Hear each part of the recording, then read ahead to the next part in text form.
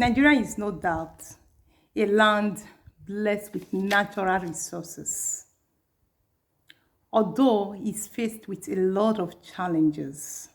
And one of these challenges is the phenomenon of human trafficking.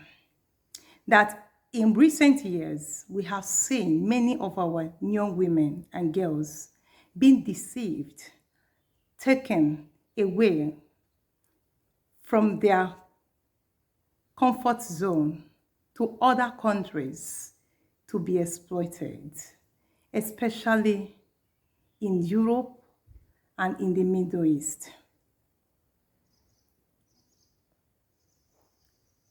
The Oba of Benin in 2018, seeing how hot these was for Nigerian women, especially in the Europe country and in the Middle East, that were sexually exploited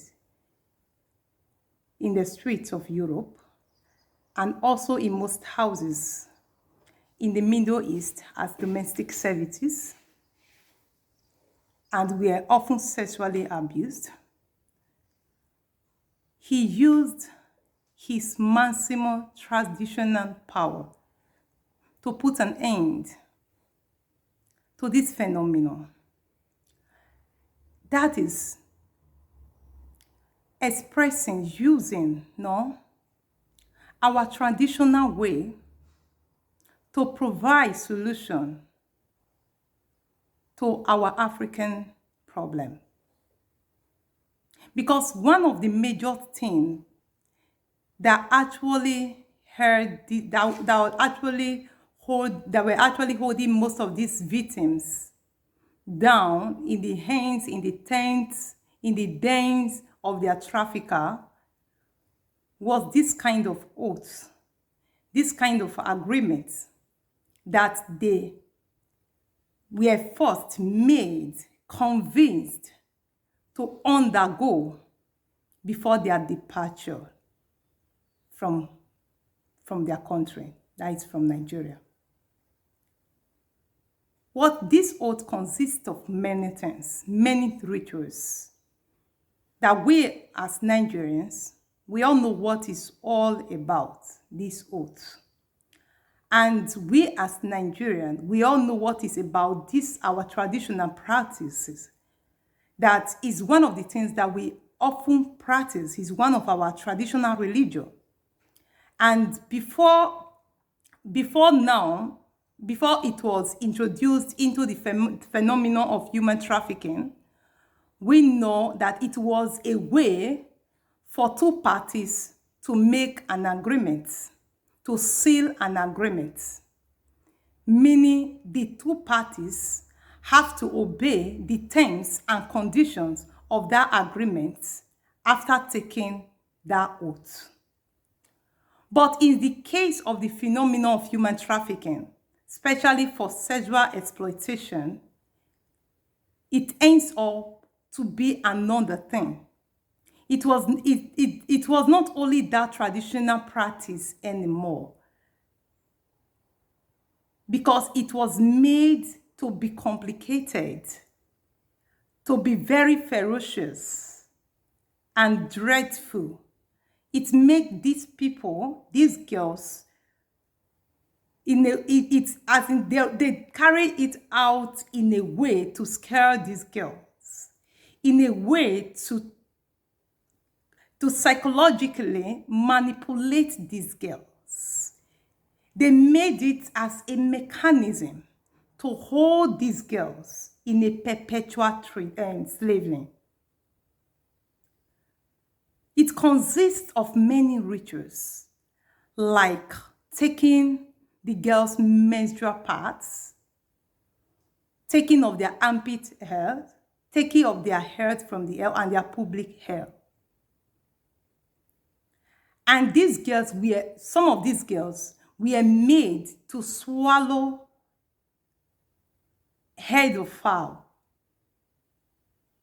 or head of hen, as the case may be. These were just not mechanism to hold these girls down so that they will not be able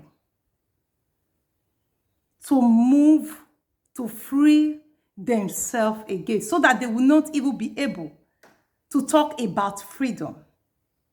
Because initially, even when most of these girls are being told that they are going to Europe for prostitution, but they do not really tell them the reality of that prostitution. Because, you know, many of the wrong girls in Nigeria just feel that when you still get to abroad, it's going to be like that.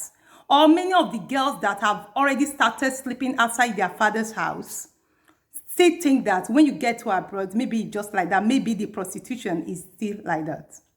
But when they get to Europe, they see themselves with another reality that is very different from the one they were told while they were still in Nigeria, while they were still in that process of convincing them to take them to outside the country to be exploited. There were some that were actually ignorant, that were really deceived. There were some that they were promised to go there for job, for a better life. There were some that were recruited normally with their CV. They went for interviews. There were some that were recruited like this. And at the end of the day, they found themselves in this reality that was really different from what they ever aspired for in their life. Then, one of the fear that actually hold these girls down is actually the oath. Is one of them.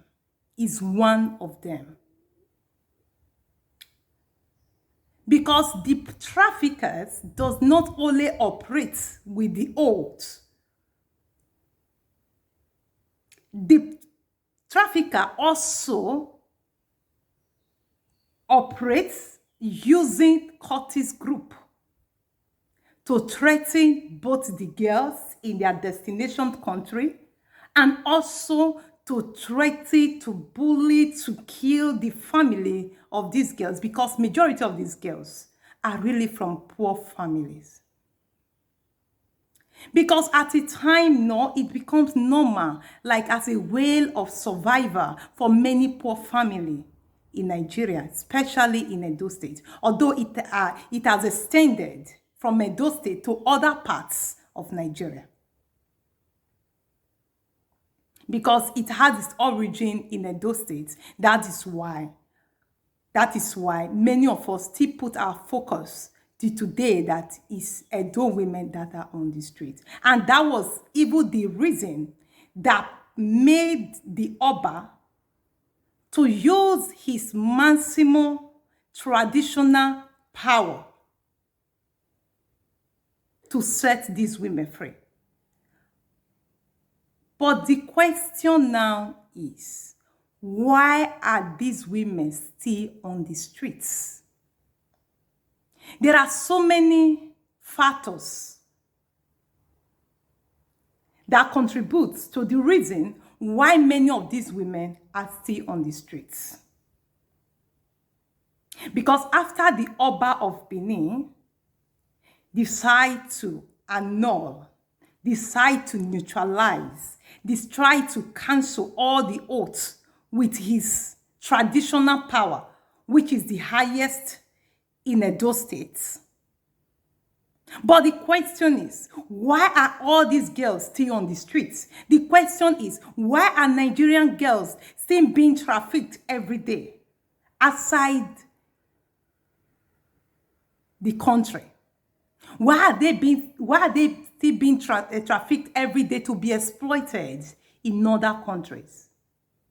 This is the question. And many factors contribute to this. One of the factors, one of it is that, yes, the Oba actually cancelled the oath by swearing against whosoever. And this has always been a practice, no? A practice in the country against anything that is not good, that is anything that is happening in the country, in the society, in our community, in our villages. We decide to swear. The Edion, the chiefs, the Onoje can decide to swear in order to put an end to such happening, to such acts. But according to our traditions, trying to call people together to swear, to put an end to a particular phenomenon, it doesn't really end there. Because I can remember that when there is a kind of stealing in a community like this, or unusual things are happening in a community, I can remember, that the community, the villagers will come together. The ones that are Christians, they will go there with their Bible. The ones that are the different religious, different faith will go there with their instruments, right? Or with their sacred books to go and swear against such an act so that it won't happen again. Then afterwards, they will now institute a structure, like in the various community. Like whosoever that do this should report. If the person is caught or the person carry out this action, then you people are those in charge of it, of this certitude that will take the matter to the Onoje, which is to the king. Okay. Then Edo State, Benin Kingdom is not only placed in Edo State. When we talk about Edo State has 18 local governments. And I believe there are more than 5 ethnic groups in Edo State. And in these local governments, each local government has more than one king. And these are people that represent the Oba in those parts of the state. And these are people that carry what is happening that is above their jurisdiction to the Oba. Then, one of the lucky points that was in that annulment, in that oath that the Oba carried out on the 12th of March 2018, was that there was no particular structure appointed traditionally that we form like a task force, traditional task force, to protect the family of these victims. How?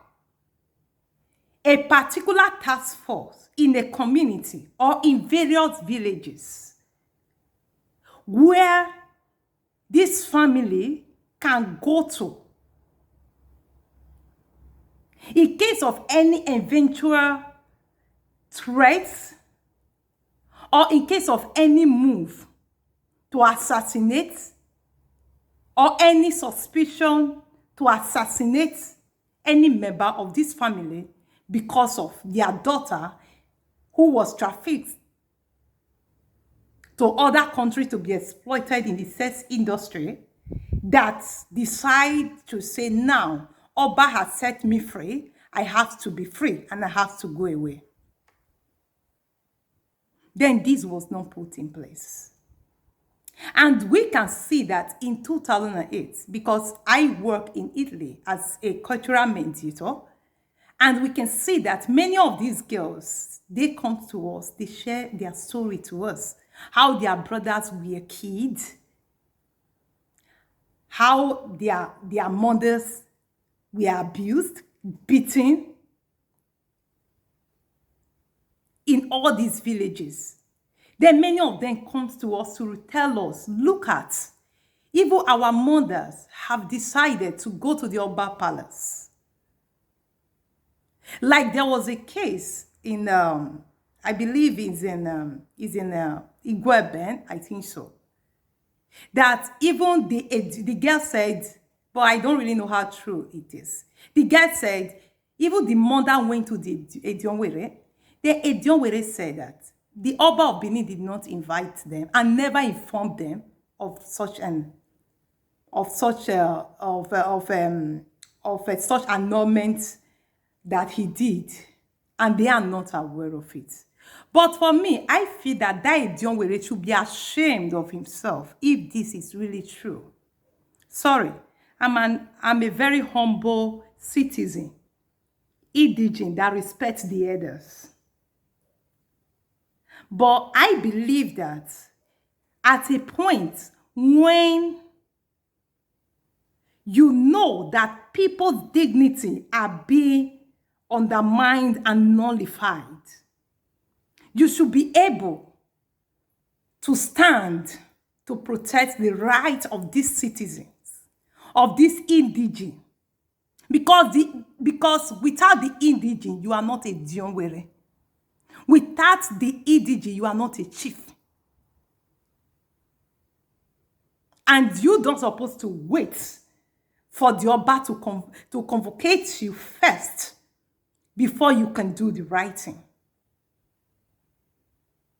Because these are lives of women. A life like that of your mother who gave birth to you before you became an Ondionwere, being exploited sexually in another country. Because all we think about is our own personal interest. All we think about is what we are going to benefit by exploiting other people. Even most of our parents don't even care. They don't even care. All they think about, go there. Provided you are not doing it under my nose, go and prostitute. But it's so unfortunate that whatever you sow, you will reap it. Then that is number one. And that never happens. Then many parents, many people have to, before and some could not really, some have to go back to their madam, to their exploiters. Because they have no other option. Because if they even get protection in their destination country, but there is no protection in their own country for their families, then they have no option than to return back to their exploiter, to their madam. This was one of it. Then the second aspect is that the Oba carry out this annulment, cancel this oath by swearing. But the issue is, in Nigeria, although the problem was actually labeled as a Benin problem, and this was the reason why the Oba has to take this move. Yes, I celebrate the Oba for that. I thank him for that. Because he actually, one of the problems, solved one of the problems that always hold the girls down. But although the Oba did this, but the problem is many of the girls still remain on the street. The second aspect is this, that many of the girls are not even from Edo State. Many of them are from Ondo State, Delta State, Imo State, Mboy State, and Lagos State as well. And I believe all these states that I just mentioned, they also have their Oba. There is Olu of Delta States. They also have their Oba. And I believe that the Oba of Ile-Ife, yes, he's very young and into humanitarian services, because I see a lot of his work, like other Oba as well. Then I believe that this move that the Oba of Benin took, it wouldn't have been a bad thing if all the Obas should follow suit. It shouldn't have been a bad thing. Because we all know that this is a Nigerian problem, not just Nigerian problem. The phenomenon of human trafficking is a global problem. And all the Oba are supposed to follow suit. You don't even need them to tell you that that your subordinates are victims before you're supposed to do that. Because you know, especially in the Yoruba land, that many of your girls, women, are victims in the UK of human trafficking. Although there are so large number of them here, you don't need anybody to tell you first, because you are an Oba. You must have heard. It came out in the newspaper that the Oba of Benin carried out this action to stem the phenomenon of human trafficking. I believe that all other Oba, they also have the jurisdictional right to express that action as well.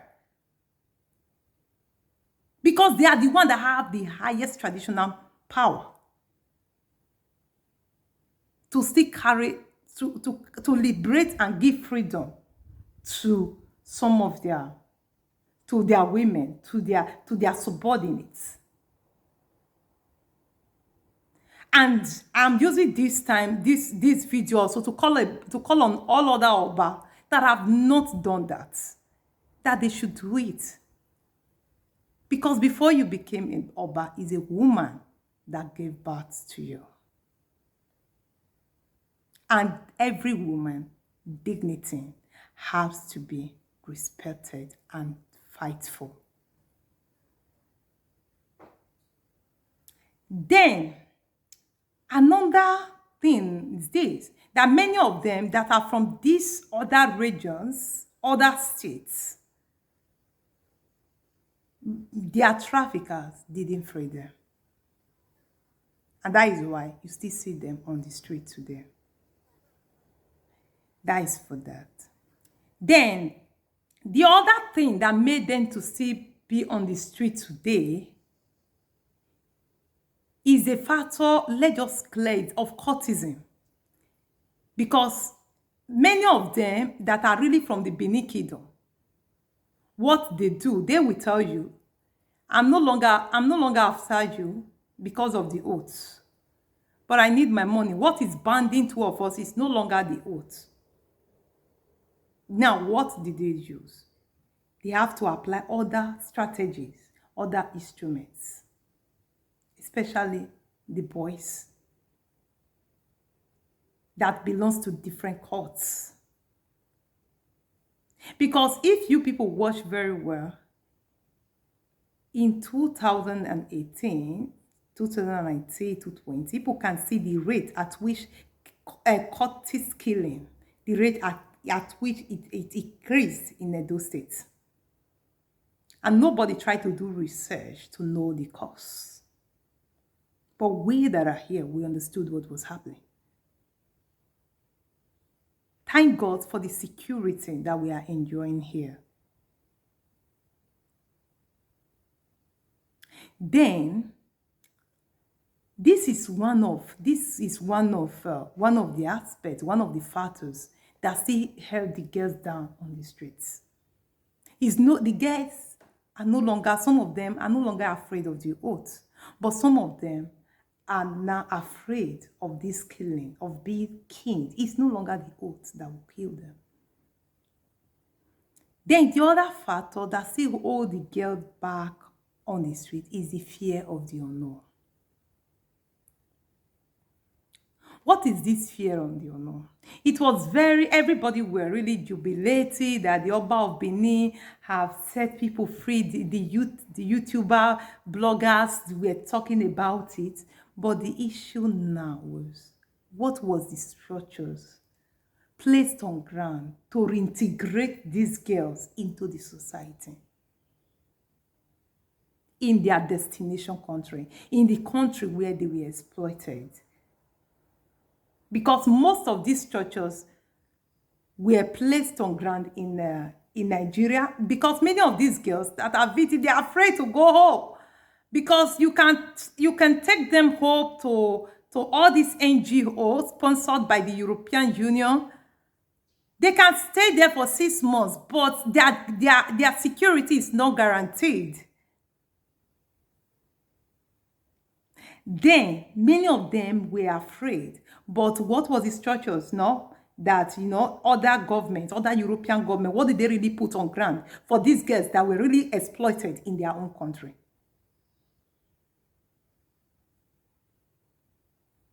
Who decide to seek international protection? Because their life, going back home, their life may not be safe. Because we have heard stories of some that decide to go back home and how they ended up in the grave. Then, it's just one bullet if you are not careful. Then, the question now is the matter of the structure, the matter of employment, the matter of integration into the society. Because majority of these girls, many of these girls that decided, to free themselves, to free themselves because they said they are the Oba. But majority, when they saw that it was too hot and they were not having any place to go, and maybe they went to camp, they stayed there in 6 months, the project finished, and there is no job, there is no employment, because you need to learn Italian. No, you need to go to Italian school. Even 18 months is not enough. You need to go to Italian school. You need to integrate. You need to know. You need to also, integrate your mentality. Yes. You need to integrate your thoughts. Because how do you see life? Because there is a very broad difference between Nigerian society and European society.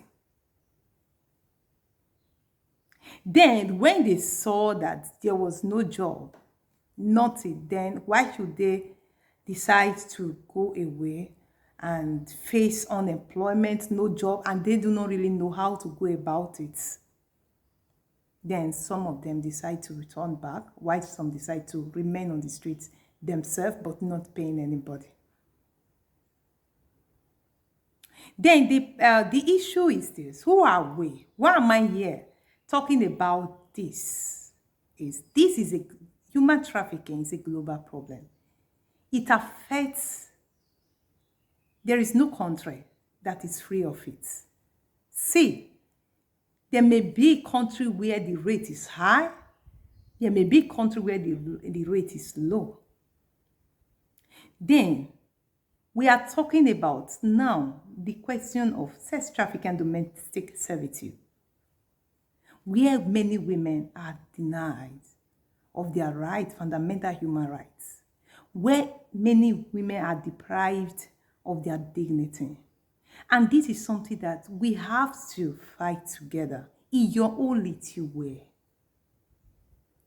We have to fight to restitute, to give back, to restore this dignity to these women. It's a long process, because we, as an association survivors of human trafficking, that is called Weavers of Hope, one of our major challenges that we are facing is that many of these girls, they need to go to Italian school. Apart from going to Italian school, they need to undergo some courses, because they need to undergo some courses, because education is the key. Because there are so many of them that really want to go back to school. But the problem is, we do not have the resources. We are just a year old or so in our when we started active, not in the time of our registration, though we have been doing our little with what we can do before even the Oba do the cancel the oaths. We have been doing what we can do in our own little way. But the majority, education is the key. Many of these girls want to go to school. Many of them want to go to school. Yes, we know it's very challenging because they have to go to Italian language. They have to do this, but this is a dream. Whatever, you can help this girl in your own little way realize this, their dream.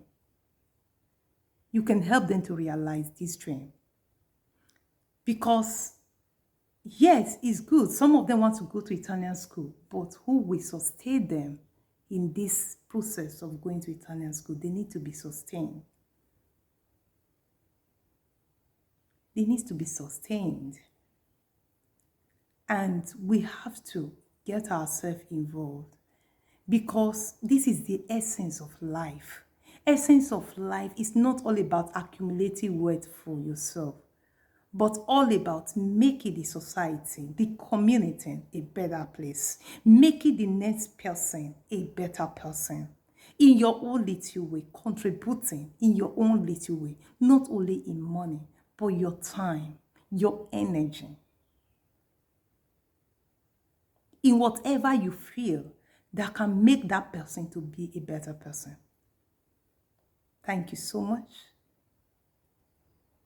for listening. Thank you.